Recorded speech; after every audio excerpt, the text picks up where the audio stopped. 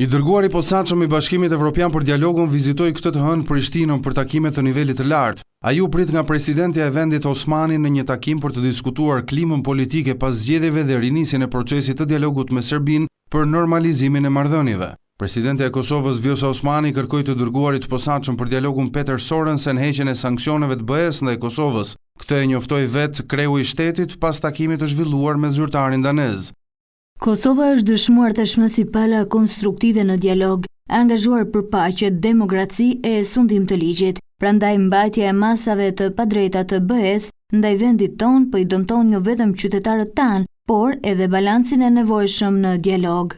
I dërguari i dialogut nga Bashkimi Evropian zhvillon për herë të parë një vizitë me takime formale në Kosovë dhe nuk ka ndërmjetësuar deri më tani asnjë takim të cilit do lloj niveli mes Kosovës dhe Serbisë që prej marrjes së detyrës në një shkurt. Gjatë kësaj kohe ai është shprehur se po studion mundësinë e metodave të reja për dialogun. Ndërkohë, sanksionet ndaj Kosovës u vendosën në vitin 2023 pas masave të marra nga qeveria e Kurtit, të cilat nuk u konsultuan me Perëndimin dhe që sollën sipas BE-s tensione në veri. Heqja e tyre është duke u diskutuar në komisionet parlamentare të Bashkimit Evropian, por heqja nuk është miratuar ende.